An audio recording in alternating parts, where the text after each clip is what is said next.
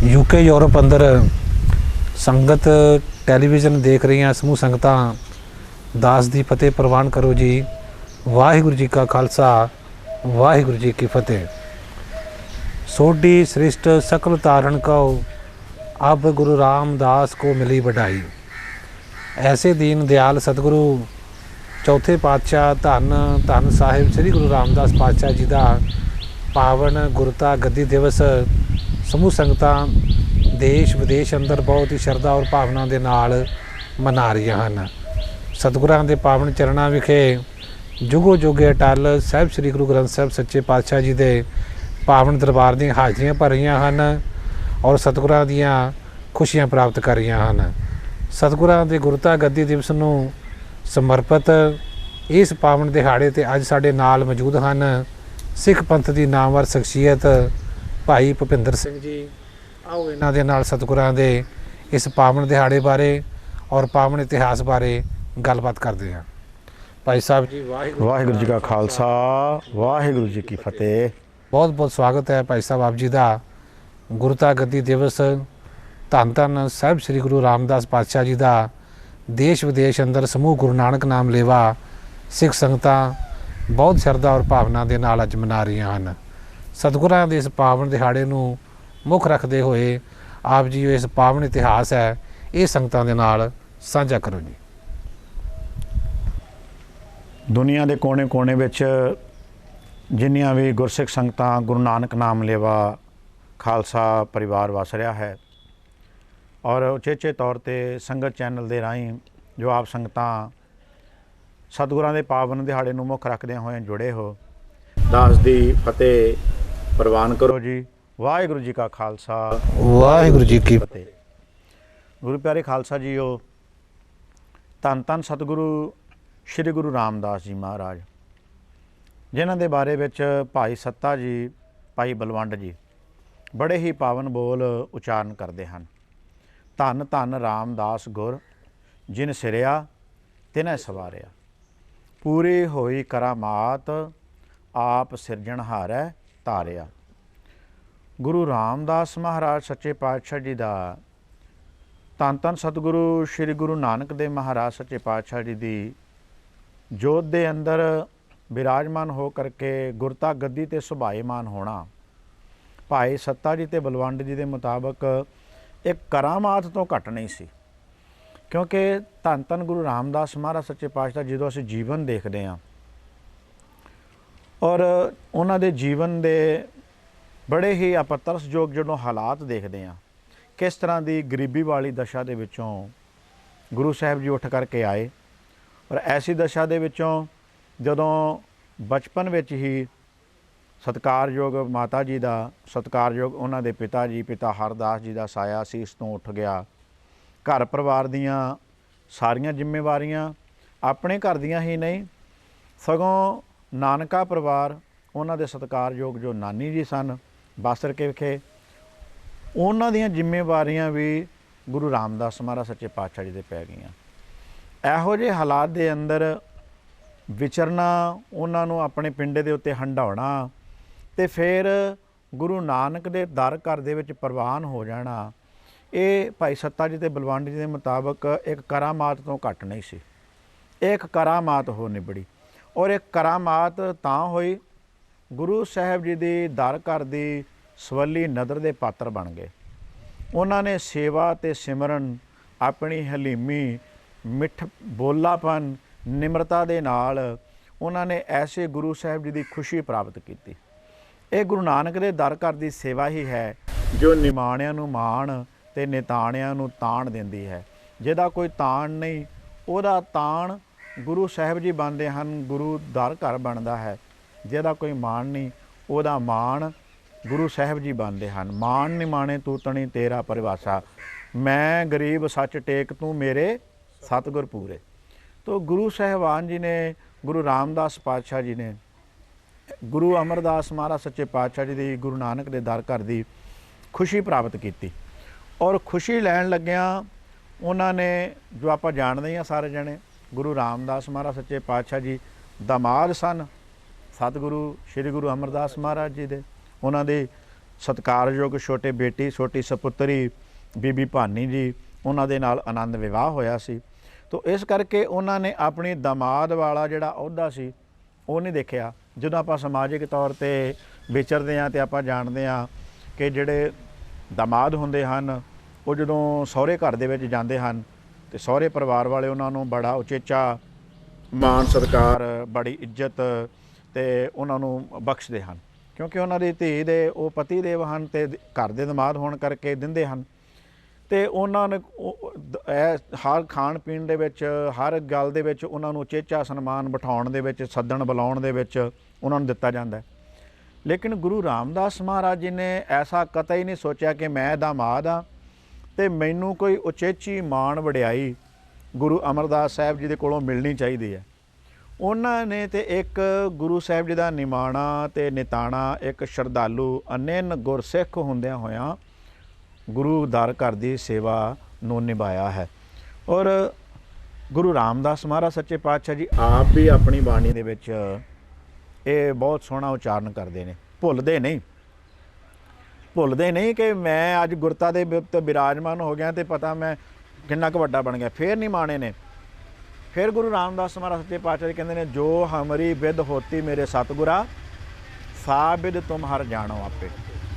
ਗੁਰਤਾ ਦੇ ਬਿਰਾਜਮਾਨ ਹੋ ਗਏ, ਗੁਰਿਆਈ ਦਾ ਛਤਰ ਸੀਸ ਉੱਤੇ ਝੁੱਲ ਰਿਹਾ ਹੈ, ਕੁੱਲ ਲੁਕਾਈ ਗੁਰੂ ਰਾਮਦਾਸ ਮਹਾਰਾਜ ਜੀ ਦੇ ਦਰ ਦੇ ਉੱਤੇ ਆ ਕੇ ਝੁਕਦੀ ਹੈ, ਉਹਨਾਂ ਨੂੰ ਨਤਮਸਤਕ ਹੋ ਰਹੀ ਹੈ। ਤੇ ਗੁਰੂ ਰਾਮਦਾਸ ਮਹਾਰਾਜ ਜੀ ਫਿਰ ਵੀ ਬਚਨ ਉਚਾਰਦੇ ਨੇ ਕਿ ਜੋ ਹਮਰੀ ਬਿਦ ਹੋਤੀ ਮੇਰੇ ਸਤਿਗੁਰਾ, ਸਾ ਬਿਦ ਤੁਮ ਹਰ ਜਾਣੋ ਆਪੇ। ਵੀ ਜੋ ਮੇਰੀ ਹਾਲਤ ਸੀ, ਜਿਸ ਹਾਲਾਤ 'ਚੋਂ ਮੈਂ ਨਿਕਲ ਕੇ ਆਇਆ, ਅੱਜ ਲੋਕਾਂ ਨੂੰ ਚਾਹੇ ਨਹੀਂ ਪਤਾ, ਦੁਨੀਆ ਚਾਹੇ ਭੁੱਲ ਜਾਵੇ, ਲੇਕਿਨ ਤੁਸੀਂ ਵੀ ਜਾਣਦੇ ਹੋ ਤੇ ਮੈਂ ਵੀ ਜਾਣਦਾ ਕਿ ਮੈਂ ਕਿੱਦਾਂ ਦੀ ਹਾਲਤ ਵਿੱਚ ਸੀ। ਸਾ ਬਿਦ ਤੁਮ ਹਰ ਜਾਣੋ ਆਪੇ, ਹਮ ਰੁਲਤੇ ਫਿਰਤੇ ਕੋਈ ਬਾਤ ਨਾ ਪੁੱਛਦਾ। ਔਰ ਇਹ ਗੱਲ ਆਪਾਂ ਜਾਣਦੇ ਭਿੰਨ ਪ੍ਰਕਾਰ, ਜਦੋਂ ਸਿੱਖ ਤਾਰੀਖ ਪੜ੍ਹਦੇ ਹਾਂ, ਗੁਰੂ ਸਾਹਿਬ ਜੀ ਦਾ ਬਚਪਨ ਦਾ ਇਤਿਹਾਸ ਪੜ੍ਹਦੇ ਹਾਂ। ਮਾਤਾ ਜੀ ਪਹਿਲਾਂ ਚਲੇ ਗਏ, ਫਿਰ ਪਿਤਾ ਜੀ ਵੀ ਚਲੇ ਗਏ। ਤੇ ਹਾਲਾਂਕਿ ਉਹਨਾਂ ਦਾ ਪਰਿਵਾਰ ਅੰਸ਼ ਬੰਸ਼ ਸੋਢੀ ਪਰਿਵਾਰ, ਉਹ ਬੜਾ ਨਾਮਧਾਰੀਕ ਪਰਿਵਾਰ ਸੀ, ਸਨਮਾਨ ਵਾਲਾ ਪਰਿਵਾਰ ਸੀ। ਲਾਹੌਰ ਦੇ ਵਿੱਚ ਚੰਗੀ ਰਿਸ਼ਤੇਦਾਰੀ ਸਨ, ਲੇਕਿਨ ਇਹੋ ਜਿਹੇ ਸਮੇਂ 'ਤੇ ਕਿਸੇ ਰਿਸ਼ਤੇਦਾਰ ਨੇ, ਕਿਸੇ ਸੰਬੰਧੀ ਨੇ, ਕਿਸੇ ਨੇ ਵੀ ਬਾਂਹ ਨਹੀਂ ਫੜੀ।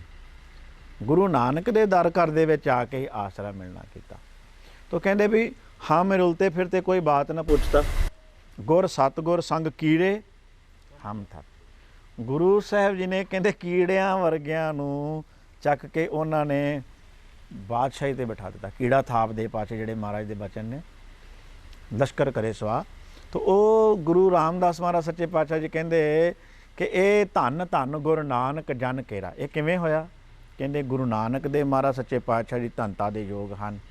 ਉਹਨਾਂ ਦੀ ਗੁਰਤਾ ਗੱਦੀ ਉੱਤੇ ਤੀਸਰੀ ਜੋਤ, ਤੀਸਰੇ ਨਾਨਕ ਗੁਰੂ ਅਮਰਦਾਸ ਸਾਹਿਬ ਸੱਚੇ ਪਾਤਸ਼ਾਹ।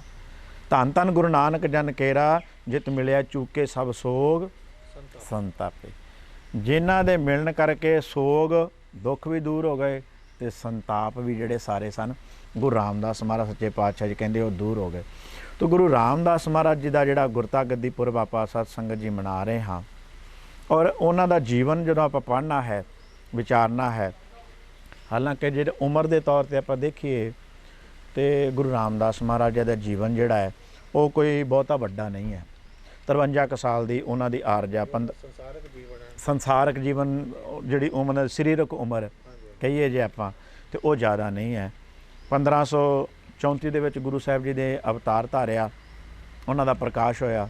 1581 ਦੇ ਵਿੱਚ ਗੁਰੂ ਰਾਮਦਾਸ ਮਹਾਰਾਜ ਸੱਚੇ ਪਾਤਸ਼ਾਹ ਜੀ ਉਹ ਜੋਤੀ ਜੋਤ ਸਮਾ ਜਾਂਦੇ ਹਨ। 7 ਕੁ ਸਾਲ ਗੁਰੂ ਸਾਹਿਬ ਜੀ ਨੇ ਗੁਰਤਾ ਦੇ ਉੱਤੇ ਸੇਵਾ ਕੀਤੀ। 1574 ਤੋਂ ਲੈ ਕੇ 1574 ਵਿੱਚ ਧੰਨ ਗੁਰੂ ਅਮਰਦਾਸ ਸਾਹਿਬ ਸੱਚੇ ਪਾਤਸ਼ਾਹ ਜੀ ਜੋਤੀ ਜੋਤ ਸਮਾਏ। ਔਰ ਅੱਜ ਦੇ ਦਿਹਾੜੇ ਦੇ ਉੱਤੇ ਉਹ ਗੁਰਤਾ ਦੇ ਉੱਤੇ ਪਹਿਲਾਂ ਗੁਰੂ ਸਾਹਿਬ ਜੀ ਨੇ ਉਹਨਾਂ ਨੂੰ ਬਿਰਾਜਮਾਨ ਕੀਤਾ। ਤਾਂ ਗੁਰੂ ਅਮਰਦਾਸ ਸਾਹਿਬ ਸੱਚੇ ਪਾਤਸ਼ਾਹ ਜੀ ਨੇ ਜਿਹੜੀ ਗੁਰੂ ਨਾਨਕ ਦੇਵ ਮਹਾਰਾਜ ਨੇ ਰੀਤ ਤੋਰੀ ਸੀ ਕਿ ਸਿੱਖਾਂ ਪੁੱਤਰਾਂ ਘੋਖ ਕੈ ਸਭ ਉਮਤ ਵੇਖੈ ਜੇ ਕਿਉਂ, ਸਿੱਖਾਂ ਨੂੰ ਵੀ ਤੇ ਪੁੱਤਰਾਂ ਨੂੰ ਵੀ ਘੋਖ ਕੇ, ਜਿਵੇਂ ਗੁਰੂ ਨਾਨਕ ਦੇਵ ਮਹਾਰਾਜ ਸੱਚੇ ਪਾਤਸ਼ਾਹ ਜੀ ਦੇ ਸਤਿਕਾਰਯੋਗ 2 ਸੁਪੁੱਤਰ ਵੀ ਸਨ, ਲਖਮੀ ਦਾਸ ਜੀ, ਸ਼੍ਰੀ ਚੰਦ ਜੀ, ਤੇ ਉਹਨਾਂ ਦੇ ਬੜੇ ਪਿਆਰੇ ਗੁਰਸਿੱਖ ਵੀ ਸਨ। ਉਹਨਾਂ ਨੇ ਸਿੱਖਾਂ ਨੂੰ ਵੀ ਘੋਖਿਆ, ਪੁੱਤਰਾਂ ਨੇ ਵੀ ਘੋਖਿਆ। ਗੁਰੂ ਅੰਗਦ ਦੇਵ ਮਹਾਰਾਜ ਸੱਚੇ ਪਾਤਸ਼ਾਹ ਜੀ ਨੇ ਵੀ ਇਸੇ ਤਰ੍ਹਾਂ ਹੀ, ਉਹਨਾਂ ਨੇ ਵੀ ਉਹਨਾਂ ਦੇ ਸਤਿਕਾਰਯੋਗ 2 ਸੁਪੁੱਤਰ, ਦਾਤੂ ਜੀ, ਦਾਸੂ ਜੀ, 2 ਬੇਟੀਆਂ, ਤੇ ਉਹਨਾਂ ਦੇ ਸਤਿਕਾਰਯੋਗ ਗੁਰਸਿੱਖ, ਸਾਰੇ ਬੜੇ ਪਿਆਰੇ ਸਨ ਗੁਰਸਿੱਖ, ਉਹਨਾਂ ਨੂੰ ਵੀ ਘੋਖਿਆ। ਤਾਂ ਗੁਰੂ ਅੰਗਦ ਦੇਵ ਮਹਾਰਾਜ ਨੇ ਵੀ ਆਪਣੇ ਸੇਵਕ ਨੂੰ ਵੇਖਿਆ ਕਿ ਇਹ ਸੇਵਕ ਜਿਹੜਾ ਲਾਇਕ ਹੈ, ਪੱਕਾ ਹੋ ਗਿਆ। ਹੁਣ ਗੁਰੂ ਅਮਰਦਾਸ ਸਾਹਿਬ ਸੱਚੇ ਬਾਬਾ ਅਮਰਦਾਸ ਜੀ ਨੇ ਵੀ, ਗੁਰੂ ਅਮਰਦਾਸ ਜੀ ਨੇ ਵੀ ਆਪਣਾ ਸਰੀਰਕ ਉਮਰ ਨਹੀਂ ਵੇਖੀ ਤੇ ਦੁਨੀਆਦਾਰੀ ਵਾਲਾ ਰਿਸ਼ਤਾ ਨਾਤਾ ਨਹੀਂ ਦੇਖਿਆ, ਅਣਥੱਕ ਘਾਲਣਾ ਉਹਨਾਂ ਨੇ ਘਾਲ ਲਈ। ਤੇ ਇਸੇ ਤਰ੍ਹਾਂ ਹੀ ਗੁਰੂ ਰਾਮਦਾਸ ਮਹਾਰਾਜ ਜੀ ਨੇ ਵੀ ਕੀਤਾ। ਗੁਰੂ ਅਮਰਦਾਸ ਮਹਾਰਾਜ ਜੀ ਨੇ ਵੀ ਗੁਰਤਾ ਦੇਣ ਲੱਗਿਆ ਆਪਣੇ ਸੁਪੁੱਤਰ ਮੋਹਨ ਜੀ, ਮੋਹਰੀ ਜੀ, ਤੇ ਉਹਨਾਂ ਨੇ ਉਹਨਾਂ ਦੇ ਦਮਾਦ ਗੁਰੂ ਅਮਰਦਾਸ ਜੀ ਦੇ ਵੱਡੇ ਦਮਾਦ ਭਾਈ ਰਾਮਾ ਜੀ, ਛੋਟੇ ਦਮਾਦ ਇਹ ਭਾਈ ਜੇਠਾ ਜੀ, ਗੁਰੂ ਰਾਮਦਾਸ ਸਾਹਿਬ ਸੱਚੇ ਪਾਤਸ਼ਾਹ ਜੀ, ਇਹਨਾਂ ਨੂੰ ਵੀ ਘੋਖਿਆ। ਤਾਂ ਜਦੋਂ ਚੰਗੀ ਤਰ੍ਹਾਂ ਘੋਖ ਲਿਆ, ਪੜਤਾਲ ਕਰ ਲਿਆ, ਬੜੀਆਂ ਪ੍ਰੀਖਿਆਵਾਂ ਵੈਸੇ ਹੋਈਆਂ। ਜਿਵੇਂ ਅਸੀਂ ਕੋਈ ਵੀ ਦੁਕਾਨ ਉੱਤੋਂ, ਕੋਈ ਆਮ ਬੀਬੀਆਂ ਪਹਿਲਾਂ ਘੜਾ ਵੀ ਲੈਣ ਜਾਂਦੇ, ਕਹਿੰਦੇ ਵੀ ਘੜਾ ਟਣਕਾ ਕੇ ਦੇਖਿਆ, ਤੇ ਅਸੀਂ ਕਿਤੇ ਕੋਈ ਫਰੂਟ ਦੇਖੀਏ ਤੇ ਉਹਨੂੰ ਦੇਖ ਕੇ ਹੱਥ ਲਾ ਕੇ ਉਹਨੂੰ ਕੋਖ ਪੜਤਾਲ ਕਰਦੇ ਆ, ਕੋਖ ਪੜਤਾਲ ਕਰਕੇ ਉਹਦੀ ਵਾਸ਼ਨਾ ਲੈ ਕੇ ਕੋਈ ਵੀ ਅਸੀਂ ਚੀਜ਼ ਖਰੀਦਣੀ ਹੈ, ਬਾਜ਼ਾਰ ਚੋਂ ਲੈਣੀ ਹੈ, ਰਿਸ਼ਤਾ ਨਾਤਾ ਵੀ ਕਰਨਾ ਜੀ ਅਸੀਂ, ਤੇ ਪਹਿਲਾਂ ਅਸੀਂ ਪੁੱਛ ਪੜਤਾਲ ਕਰਕੇ ਫੇਰ ਕਰਦੇ ਆ ਸਾਰਾ ਕੰਮ। ਗੁਰੂ ਰਾਮਦਾਸ ਮਹਾਰਾਜ ਸੱਚੇ ਪਾਤਸ਼ਾਹ ਜੀ ਨੂੰ ਹੁਣ ਗੁਰਤਾ ਤੇ ਬਿਰਾਜਮਾਨ ਕਰਨਾ ਹੈ, ਤੇ ਗੁਰੂ ਅਮਰਦਾਸ ਮਹਾਰਾਜ ਸੱਚੇ ਪਾਤਸ਼ਾਹ ਜੀ ਅਮਰਦਾਸ ਜੀ ਨੇ, ਸਤਿਗੁਰੂ ਤੀਸਰੇ ਗੁਰਦੇਵ ਜੀ ਨੇ ਵੀ ਚੰਗੀ ਤਰ੍ਹਾਂ ਘੋਖ ਪੜਤਾਲ ਕੀਤੀ।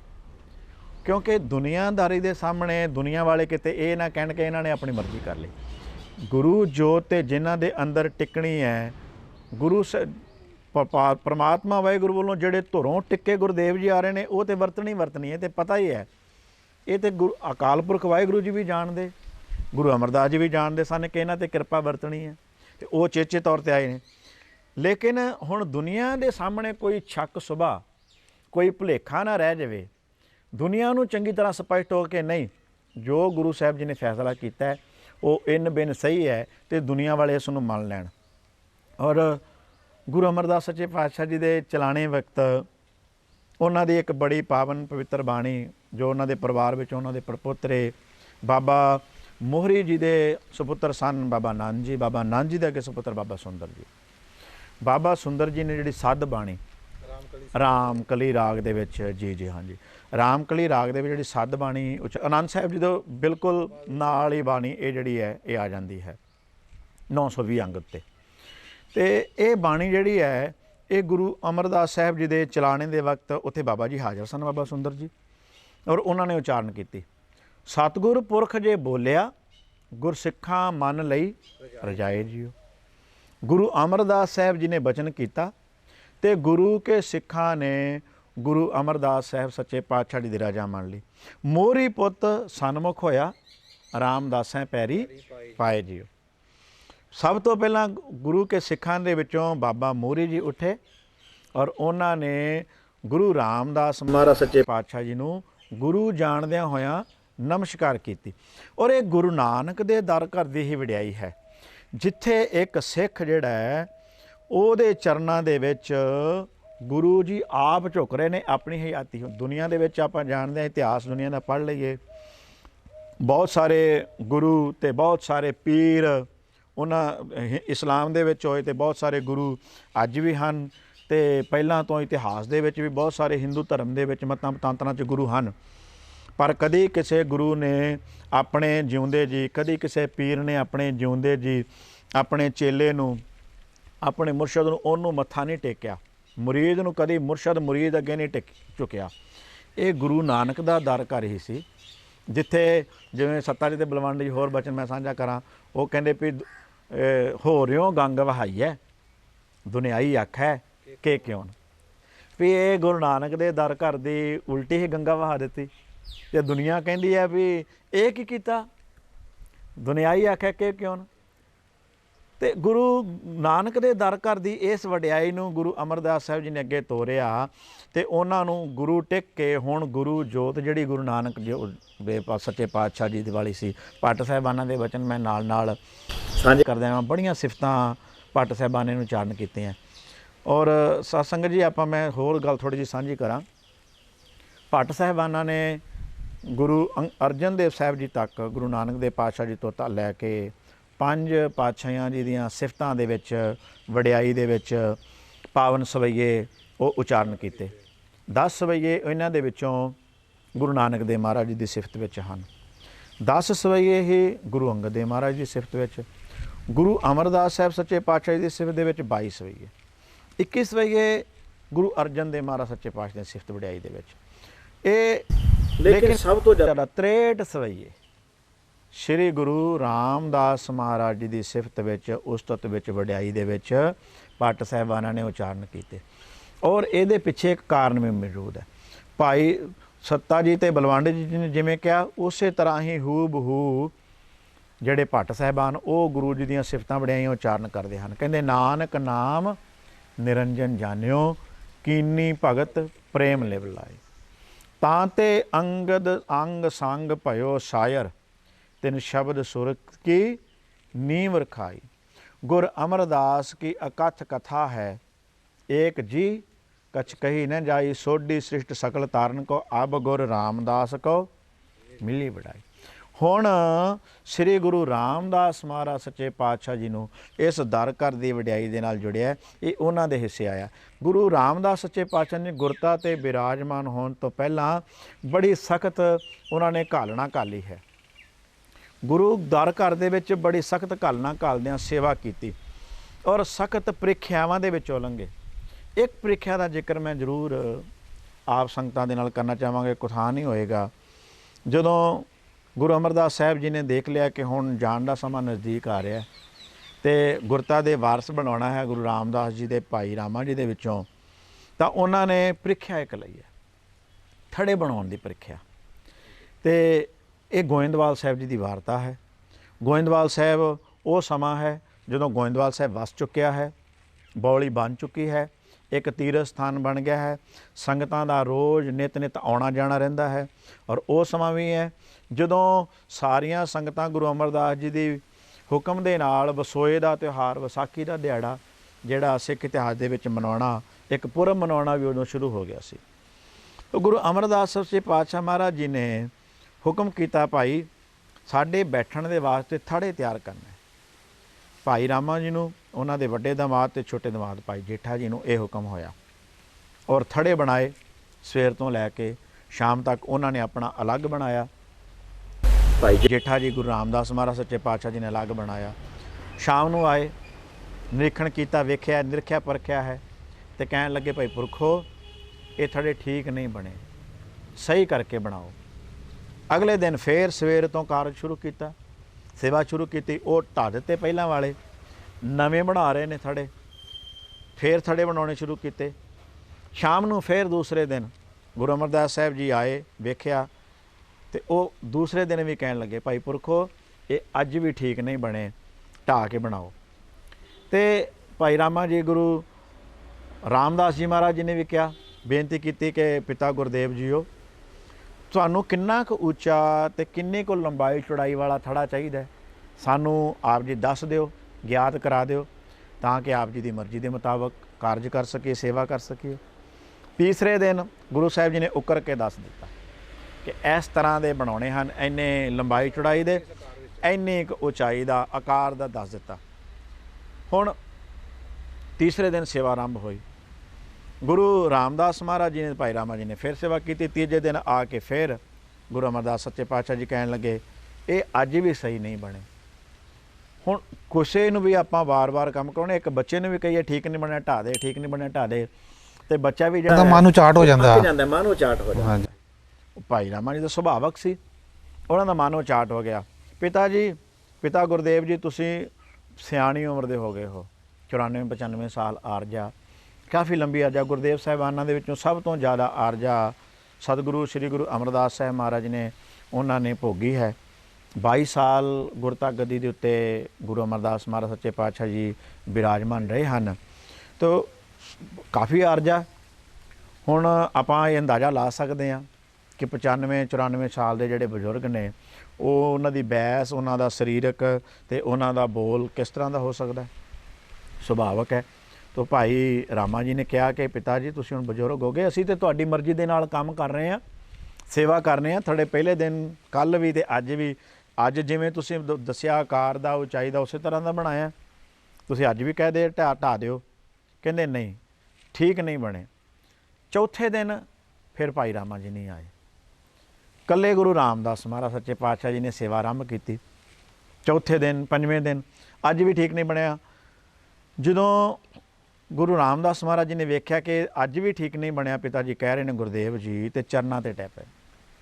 ਤੁਸੀਂ ਵਾਰ-ਵਾਰ ਕਹਿ ਰਹੇ ਹੋ, ਮੈਨੂੰ ਸਮਝਾ ਰਹੇ ਹੋ, ਵਾਰ-ਵਾਰ ਦੱਸ ਰਹੇ ਹੋ, ਮੇਰੀ ਇੰਨੀ ਥੋੜ੍ਹੀ ਮੱਤ, ਇੰਨੀ ਹੋਛੀ ਮੱਤ ਹੈ ਕਿ ਮੈਂ ਆਪ ਜੀ ਦੀ ਮਰਜ਼ੀ ਦੇ ਮੁਤਾਬਕ, ਆਪ ਜੀ ਦੇ ਹੁਕਮ ਦੇ ਮੁਤਾਬਕ ਮੈਂ ਸੇਵਾ ਨਹੀਂ ਕਰ ਪਾ ਰਿਹਾ। ਕਿਰਪਾ ਕਰੋ, ਮੇਰੇ ਸੀਸ ਉੱਤੇ ਹੱਥ ਰੱਖੋ, ਬਖਸ਼ਿਸ਼ ਕਰੋ, ਤਾਂ ਜੋ ਮੈਂ ਆਪ ਜੀ ਦੇ ਮਰਜ਼ੀ ਦੇ ਮੁਤਾਬਕ ਜਿਸ ਤਰ੍ਹਾਂ ਆਪ ਜੀ ਚਾਹੁੰਦੇ ਹੋ ਉਸ ਤਰ੍ਹਾਂ ਥੜੇ ਦੀ ਸੇਵਾ ਕਰ ਸਕਾਂ। ਗਲ ਨਾਲ ਲਾ ਲਿਆ, ਛਾਤੀ ਨਾਲ ਲਾਇਆ ਤੇ ਕਹਿਣ ਲੱਗੇ, ਪੁਰਖਾ ਜਿਹੜੇ ਥੜੇ ਉੱਤੇ ਮੈਂ ਬੈਠਣਾ ਸੀ ਉਹ ਬਣ ਗਿਆ, ਹੁਣ ਮੈਨੂੰ ਇਸ ਥੜੇ ਦੀ ਚਿੰਤਾ ਨਹੀਂ ਰਹਿ ਗਈ। ਮੈਂ ਤੇ ਤੇਰੇ ਹਿਰਦੇ ਵਿੱਚ ਬੈਠਣਾ ਸੀ, ਇਸ ਦੇ ਵਿੱਚ ਥੜਾ ਪੱਕਾ ਤਿਆਰ ਹੋ ਗਿਆ, ਇਸ ਨੂੰ ਇਹ ਪੱਕਾ ਹੋ ਗਿਆ, ਹੁਣ ਇਹਦੇ ਵਿੱਚ ਕੋਈ ਹੁਣ ਕਮੀ ਨਹੀਂ ਰਹਿ ਗਈ, ਕੋਈ ਕੱਚਾ ਨਹੀਂ ਰਹਿ ਗਿਆ, ਕੋਈ ਊਣਤਾ ਹੀ ਨਹੀਂ ਰਹਿ ਗਈ, ਇਹ ਪੱਕਾ ਬਣ ਗਿਆ। ਮੈਨੂੰ ਹੁਣ ਉਸ ਥੜੇ ਦੇ, ਤੇਰੇ ਹਿਰਦੇ ਵਾਲੇ ਥੜੇ 'ਤੇ ਬੈਠਣਾ। ਨਾਲ ਦੀ ਨਾਲ ਮੈਂ ਬੇਨਤੀ ਕਰਦਾ ਜਾਵਾਂ ਗੁਰਸਿੱਖ ਸੰਗਤਾਂ ਨੂੰ ਕਿ ਗੁਰੂ ਸਾਹਿਬਾਨ ਜੀ ਦਾ ਅਸੀਂ ਕਹਿੰਦੇ ਪ੍ਰਕਾਸ਼ ਦਿਹਾੜੇ ਮਨਾਉਂਦੇ ਹਾਂ, ਗੁਰਤਾ ਗੱਦੀ ਦਿਵਸ ਮਨਾਉਂਦੇ ਹਾਂ, ਗੁਰੂ ਗ੍ਰੰਥ ਸਾਹਿਬ ਮਹਾਰਾਜ ਦਾ ਦਿਹਾੜਾ ਮਨਾਉਂਦੇ ਹਾਂ, ਪ੍ਰਕਾਸ਼ ਪੁਰਬ, ਸੰਪੂਰਨਤਾ ਦਿਵਸ, ਪਹਿਲਾ ਪ੍ਰਕਾਸ਼ ਗੁਰਪੁਰਬ ਮਨਾ ਕੇ ਹਟੇ ਹਾਂ, ਕੁਝ ਦਿਨ ਪਹਿਲਾਂ ਹੀ ਆਪਾਂ ਮਨਾ ਕੇ ਸੰਪੂਰਨਤਾ ਦਿਵਸ ਵੀ ਮਨਾ। ਤੋ ਇਹ ਜਿਹੜੇ ਦਿਹਾੜੇ ਮਨਾਣੇ, ਪ੍ਰਕਾਸ਼ ਅਸੀਂ ਆਪਣੇ ਹਿਰਦਿਆਂ 'ਚ ਕਰਨਾ। ਗੁਰੂ ਸਾਹਿਬ ਜੀ ਸਾਡੇ ਹਿਰਦਿਆਂ ਨੂੰ, ਜਿਵੇਂ ਉਹਨਾਂ ਨੇ ਗੁਰੂ ਹੁੰਦਿਆਂ ਹੋਇਆਂ ਆਪਣੇ ਸੇਵਕਾਂ ਨੂੰ, ਗੁਰਸਿੱਖਾਂ ਨੂੰ ਗੁਰਤਾ 'ਤੇ ਬਿਰਾਜਮਾਨ ਕਰਨ ਲੱਗਿਆ, ਟਣਕਾ ਕੇ ਪੱਕਾ ਕਰਕੇ ਵੇਖਿਆ, ਉਸੇ ਤਰ੍ਹਾਂ ਸਾਡੇ ਹਿਰਦਿਆਂ ਵਿੱਚ ਵੀ ਬਾਣੀ ਦਾ ਪ੍ਰਕਾਸ਼, ਗੁਰੂ ਸਾਹਿਬਾਨ ਜੀ ਦਾ ਪ੍ਰਕਾਸ਼ ਉਹ ਹੋਣਾ ਹੈ। ਗੁਰੂ ਸਾਹਿਬਾਨ ਜੀ ਨੇ ਇੱਥੇ ਬੈਠਣਾ ਹੈ ਸਾਡੇ ਘਰਾਂ। ਜਿਹੜਾ ਭਾਈ ਗੁਰਦਾਸ ਜੀ ਨੇ ਸ਼ਾਇਦ ਬਚਨ ਉਚਾਰਨ ਕੀਤਾ ਨਾ, ਇਸੇ ਸੰਦਰਭ ਵਿੱਚ ਇਹ ਮੇਰਾ ਖਿਆਲ ਕਿ ਘਰ ਘਰ ਅੰਦਰ ਧਰਮਸ਼ਾਲ ਹੋਵੇ ਕੀਰਤਨ ਸਦਾ। ਘਰਾਂ ਦੇ ਅੰਦਰ ਜਿਹੜੀ ਧਰਮਸ਼ਾਲ ਹੈ, ਧਰਮ ਕਮਾਉਣ ਦੀ ਜਗ੍ਹਾ, ਉਹ ਸਾਡੇ ਹਿਰਦਿਆਂ ਦੇ ਵਿੱਚੋਂ ਪਹਿਲਾਂ ਜਿਹੜੀ ਹੈ ਉਹ ਗੱਲ ਸ਼ੁਰੂ ਹੋਣੀ ਚਾਹੀਦੀ ਹੈ। ਜਿਵੇਂ ਬਾਬਾ ਕਬੀਰ ਸਾਹਿਬ ਜੀ ਦਾ ਬਚਨ ਸਾਂਝਾ ਕਰਾਂ, ਮੇਰੇ ਖਿਆਲ 'ਚ ਆਇਆ। ਕਬੀਰ ਸਾਹਿਬ ਜੀ ਸ਼ਲੋਕ ਬੜਾ ਪਿਆਰਾ ਉਚਾਰਨ ਕਰਦੇ ਨੇ ਕਿ ਕਬੀਰ ਕਹਿੰਦੇ, ਜੋ ਤੋਹੇ ਸਾਧ ਪਿਰਮ ਕੀ ਪਾਕੇ ਸੇਤੀ ਖੇਲ। ਜੇ ਤੂੰ ਪਰਮਾਤਮਾ ਦੇ ਨਾਲ ਪਿਆਰ ਪਾਉਣਾ ਹੈ, ਉਸ ਫਿਰ ਵਾਹਿਗੁਰੂ ਜੀ ਦੇ ਨਾਲ ਨੇ ਪਾਉਣਾ ਹੈ, ਤਾਂ ਪੱਕਾ ਕੰਮ ਕਰੀ, ਅੱਧ ਵਾਟੇ ਕੱਚਾ ਪੱਕਾ ਜਾ ਨਾ ਕਰ। ਕਿਉਂਕਿ ਕਾਚੀ ਸਰਸੋਂ ਪੇਲ ਕੇ ਨਾ ਖਲ ਭਈ ਨਾ ਤੇਲ। ਕਿ ਕੱਚੀ ਸਰੋਂ ਪੇਲ ਕੇ, ਕੱਚੀ ਸਰੋਂ ਨੂੰ ਕੋਹਲੂ ਵਿੱਚ ਪਾ ਕੇ ਨਾ ਹੀ ਉਹਦਾ ਤੇਲ ਨਿਕਲਣਾ ਅਤੇ ਨਾ ਹੀ ਉਹਦੀ ਖਾਲ ਨਿਕਲਣੀ। ਗੁਰੂ ਦੇ ਦਰ ਦੇ ਉੱਤੇ ਜਾਂਦੇ ਹਾਂ, ਨਮਸਕਾਰ ਕਰਦੇ ਹਾਂ, ਬਿਲਕੁਲ ਤਨ ਮਨ ਧਨ ਦੇ ਨਾਲ। ਜਿਹੜੇ ਬਚਨ ਉਚਾਰਨ ਕੀਤੇ ਨੇ ਮਹਾਰਾਜ ਨੇ ਬਾਣੀ ਵਿੱਚ, ਤਨ ਮਨ ਧਨ ਸਭ ਸੌਂਪ ਗੁਰ ਕੋ ਹੁਕਮ ਮੰਨਿਆ ਪਾਈਐ। ਇਹ ਬਚਨ ਜਿਹੜੇ ਨੇ ਗੁਰੂ ਸਾਹਿਬਾਨ ਜੀ ਨੇ ਆਪਣੀ ਜ਼ਿੰਦਗੀ ਵਿੱਚ, ਜੀਵਨ ਦੇ ਵਿੱਚ ਕਮਾ ਕੇ ਦਿਖਾਏ।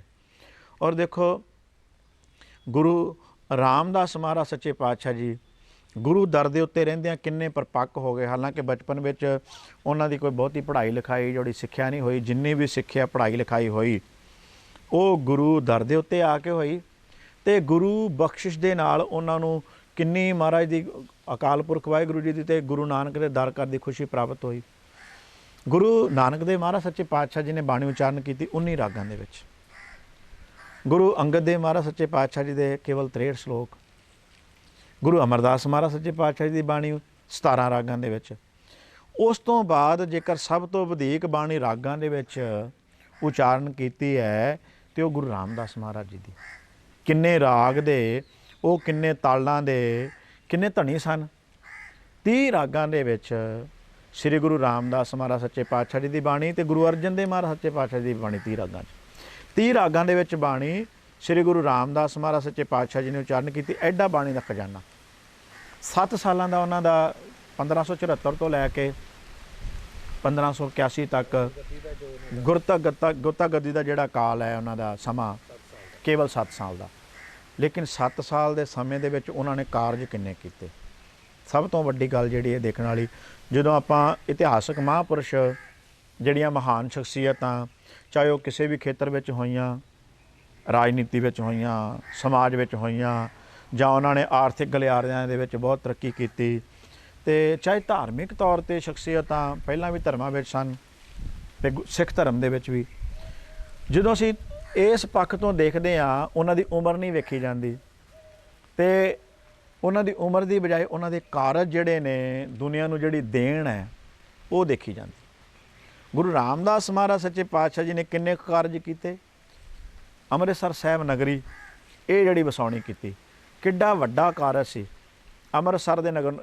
ਉਦੋਂ ਗੁਰੂ ਸਾਹਿਬਾਨ ਜੀ ਦੇ ਸਮੇਂ 'ਤੇ ਇੱਕ ਪਿੰਡ ਵਸਾਉਣਾ, ਸ਼ਹਿਰ ਵਸਾਉਣਾ ਇੱਕ ਬੰਦੇ ਦੇ ਵੱਸ ਦੀ ਗੱਲ ਨਹੀਂ ਸੀ। ਇਹ ਤੇ ਸਰਕਾਰਾਂ ਦੇ ਕੰਮ ਸਨ, ਹਕੂਮਤਾਂ ਦੇ ਕੰਮ ਸਨ। ਹਕੂਮਤਾਂ ਦੇ, ਆਮ ਬੰਦਾ ਤਾਂ ਵੱਧ ਤੋਂ ਵੱਧ ਕੀ ਹੈ, ਘਰ ਬਣਾ ਲਿਆ ਆਪਣਾ, ਜਾਂ ਕਿਸੇ ਰਿਸ਼ਤੇਦਾਰ ਸੰਬੰਧੀ ਦਾ ਕਿਤੇ ਮਾਇਆ ਥੋੜ੍ਹੀ ਬਹੁਤੀ ਮਾਇਕ ਤੌਰ 'ਤੇ ਸਹਾਇਤਾ ਕਰਤੀ ਘਰ ਬਣਾਉਣ 'ਚ, ਜਾਂ ਕਿਸੇ ਹੋਰ ਆਂਢੀ ਗੁਆਂਢੀ ਦੇ ਕਿਸੇ ਰਿਸ਼ਤੇਦਾਰ ਸਮੇਤ ਸ਼ਹਿਰ ਨੂੰ ਵਸਾਉਣਾ ਜਾਂ ਇੱਕ ਇੰਨੀ ਵੱਡੀ ਗਿਣਤੀ ਵਿੱਚ ਸੰਗਤਾਂ ਨੂੰ ਇੱਕ ਜਗ੍ਹਾ ਇਕੱਠਿਆਂ ਕਰਨਾ, ਵਪਾਰਕ ਤੌਰ 'ਤੇ ਵੀ ਉਸ ਦਾ ਵਿਕਾਸ ਕਰਨਾ, ਮੈਂ ਸਮਝਦਾ ਕਿ ਮਤਲਬ ਆਮ ਇਨਸਾਨ ਦੀ ਸੋਚ ਤੋਂ ਪਰੇ ਦੀਆਂ ਗੱਲਾਂ ਨੇ ਉਹ ਸਮੇਂ ਦੇ ਲਿਹਾਜ਼ ਨਾਲ। ਤੁਸੀਂ ਦਰੁਸਤ ਫਰਮਾਇਆ ਵੀਰ ਜੀ ਕਿ ਦੇਖੋ ਅੰਮ੍ਰਿਤਸਰ ਸਾਹਿਬ ਨੂੰ ਕੋਈ ਜਿਹੜਾ ਉਹ ਪੋਰਟ ਨਹੀਂ ਲੱਗਦਾ, ਤੇ ਉਸ ਵਕਤ ਲਾਹੌਰ ਦੇ ਮੁਕਾਬਲੇ ਤੇ ਅੰਮ੍ਰਿਤਸਰ ਕੀ ਸੀ। ਲਾਹੌਰ ਜਿਹੜਾ ਹੈ ਉਹ ਬਿਲਕੁਲ ਨਜ਼ਦੀਕ 60 ਕਿਲੋਮੀਟਰ ਦੀ ਸਾਰੀ ਦੂਰੀ ਦੇ ਉੱਤੇ ਐਡਾ ਵੱਡਾ ਸ਼ਹਿਰ ਹੈ ਜਿਹੜਾ ਵਪਾਰਕ ਤੌਰ 'ਤੇ, ਇਤਿਹਾਸਕ ਤੌਰ 'ਤੇ ਤੇ ਹਕੂਮਤ ਦੇ ਵਿੱਚ ਇੱਕ ਸੂਬਾ ਹੈ, ਉਦੋਂ ਗਿਣਿਆ ਜਾਂਦਾ ਸਦੀਆਂ ਤੋਂ ਜਿਹੜਾ ਉਹਦੇ ਮੁਕਾਬਲੇ ਤੇ 60 ਕਿਲੋਮੀਟਰ ਦੂਰੀ ਤੇ ਐਡਾ ਵੱਡਾ ਵਪਾਰਕ ਕੇਂਦਰ ਉਸ ਸਮੇਂ ਦਾ ਬਣਾ ਦੇਣਾ, ਜਿੱਥੇ ਕੋਈ ਸਮੁੰਦਰ ਨਹੀਂ ਲੱਗਦਾ, ਕੋਈ ਦਰਿਆ ਦਾ ਕਿਨਾਰਾ ਵੀ ਨਹੀਂ ਲੱਗਦਾ। ਚਲੋ ਸਮੁੰਦਰ ਤੇ ਦੂਰ ਹੈ, ਇਸ ਤਰ੍ਹਾਂ ਦੀ ਕੋਈ ਵਪਾਰਕ ਸਹੂਲਤ ਨਹੀਂ ਹੈ, ਕੋਈ ਸਹੂਲਤ ਨਹੀਂ, ਤੇ ਉਸ ਜਗ੍ਹਾ ਨੂੰ, ਨਵੇਂ ਬਣੇ ਨਗਰ ਨੂੰ ਐਡਾ ਵੱਡਾ ਵਸਾ ਦੇਣਾ, ਇਹ ਗੁਰੂ ਰਾਮਦਾਸ ਮਹਾਰਾਜ ਸੱਚੇ ਪਾਤਸ਼ਾਹ ਜੀ ਦੀ ਇੰਨੀ ਕੁ ਦੂਰ ਅੰਦੇਸ਼ੀ, ਬਹੁਤ ਵੱਡਾ ਪਰਉਪਕਾਰ ਉਹਨਾਂ ਦਾ ਹੈ। ਪਰਉਪਕਾਰ ਦੁਨੀਆ ਦੇ ਉੱਤੇ ਬੜੇ ਸੀਮਤ ਜਿਹੇ ਸਾਧਨ। ਹਕੂਮਤਾਂ ਦੇ ਕੋਲ ਕਿੰਨੇ ਕਿੰਨੇ ਉਦੋਂ ਟੈਕਸ ਆਉਂਦੇ ਨੇ, ਅੱਜ ਵੀ ਆ ਰਹੇ ਨੇ। ਹਕੂਮਤਾਂ ਕੋਲ ਬੇਅੰਤ ਪੈਸਾ ਹੈ, ਲੋਕਾਂ ਦੇ ਕੋਲ ਟੈਕਸ ਲੈਂਦੇ ਨੇ ਤੇ ਉਹਦੇ ਵਿੱਚ ਲੋਕ ਭਲਾਈ ਦੇ ਕਾਰਜ ਕਰ ਦਿੰਦੇ ਨੇ। ਲੇਕਿਨ ਗੁਰੂ ਸਾਹਿਬਾਨ ਜੀ ਦੇ ਕੋਲ ਕੀ ਮਾਇਆ ਆ ਰਹੀ ਹੈ? ਜਿਹੜੀ ਮਾਇਆ ਆ ਰਹੀ ਹੈ ਉਹ ਕੋਈ ਧੇਲੀ ਸੰਗਤਾਂ ਤਿਲ ਫੁੱਲ ਜੋ ਸੰਗਤਾਂ ਦਾ ਆ ਰਿਹਾ, ਸੰਗਤਾਂ ਦਾ ਤਿਲ ਫੁੱਲ ਜਿਹੜਾ ਆ ਰਿਹਾ ਉਹ ਕੋਈ ਧੇਲੀ ਦੀਵਾਨੀ ਚਵਾਨੀ ਨੇਕ ਕਿਰਤ ਕਮਾਈ ਦੇ ਵਿੱਚ ਉਦੋਂ ਕਿੱਥੇ ਸੀ ਪੈਸਾ ਜੀ। ਲੋਕਾਂ ਦੇ ਕੋਲ ਪੈਸਾ ਨਹੀਂ ਸੀ, ਚੀਜ਼ਾਂ ਦਾ ਵਟਾਂਦਰਾ ਕਰਕੇ ਲੋਕ ਇੱਕ ਦੂਜੇ ਦੇ ਆਪਣੇ ਕੰਮਕਾਰ ਸਾਰਦੇ ਨੇ, ਚੀਜ਼ ਲੈ ਲਈ ਤੇ ਅਗਲੇ ਤੋਂ ਵਟਾਂਦਰੇ ਵਿੱਚ ਚੀਜ਼ ਦੇ ਦਿੱਤੀ।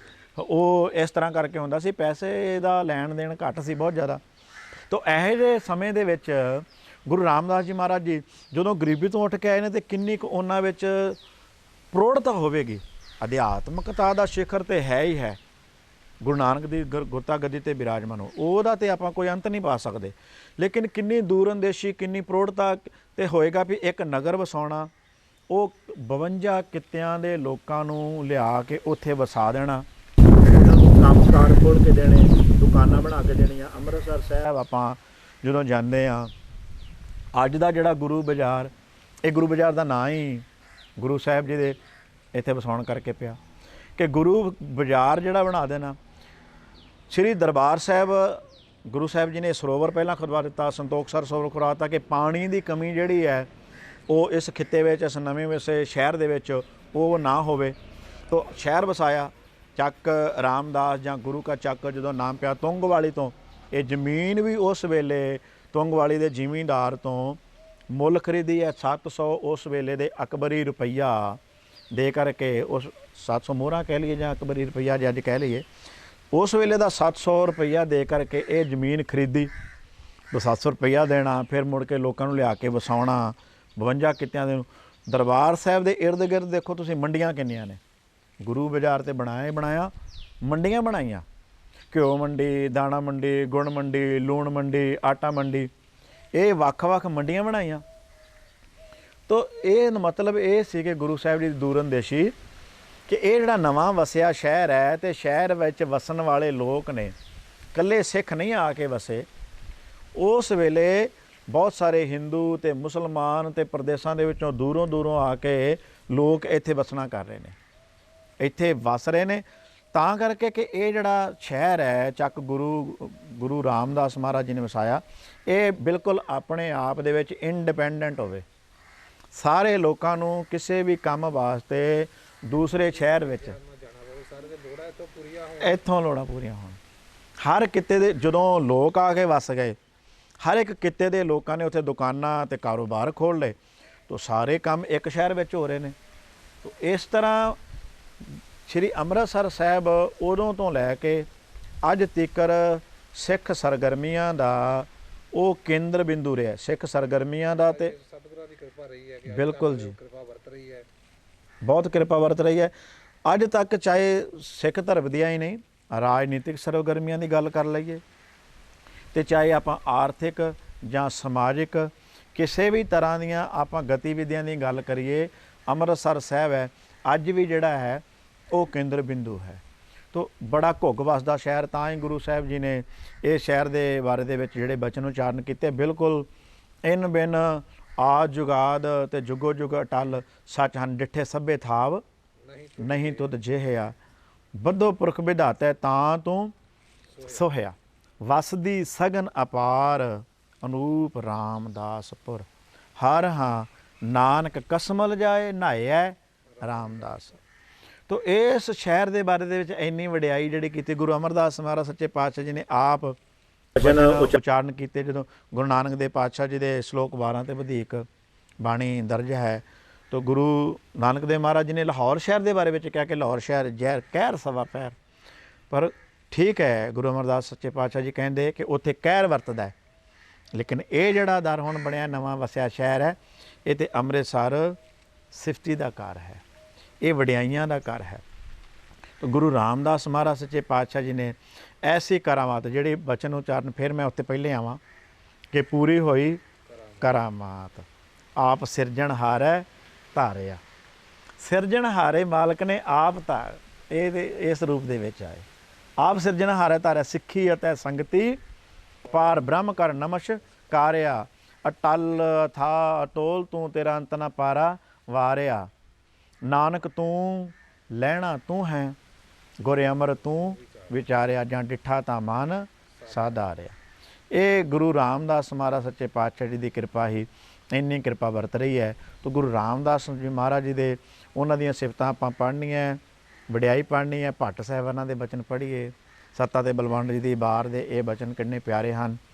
ਫਿਰ ਜੇ ਹੋਰ ਗੁਰੂ ਸਾਹਿਬ ਜੀ ਦੀ ਉਹਨਾਂ ਦੀ ਆਤਮਿਕ ਉਚਾਈ, ਉਹਨਾਂ ਨਾਲ ਗੱਲਾਂ ਕਰਨੀਆਂ, ਆਪਾਂ ਜਾਣਨਾ ਹੈ, ਉਹਨਾਂ ਨੂੰ ਬੁੱਝਣਾ ਹੈ ਤੇ ਉਹਨਾਂ ਦੇ ਪੂਰਨਿਆਂ 'ਤੇ ਚੱਲਣਾ। ਤੇ ਉਹਨਾਂ ਦੀ ਬਾਣੀ ਬੜੀ ਪਿਆਰੀ 30 ਰਾਗਾਂ ਦੇ ਵਿੱਚ ਸਾਹਿਬ ਜੀ ਨੇ ਜਿਹੜੀ ਉਚਾਰਨ ਇਹਦੇ ਚੱਲੀਏ। ਤਾਂ ਇਹ ਗੁਰਤਾ ਗੱਦੀ ਪੁਰਬ ਦਾ ਮਨਾਉਣ ਦਾ ਮਾਨਾ ਜਿਹੜਾ ਹੈ, ਮਤਲਬ ਉਪਦੇਸ਼ ਹੀ ਹੈ ਗੁਰੂ ਰਾਮਦਾਸ ਮਹਾਰਾਜ ਸੱਚੇ ਪਾਤਸ਼ਾਹ ਜੀ ਦਾ।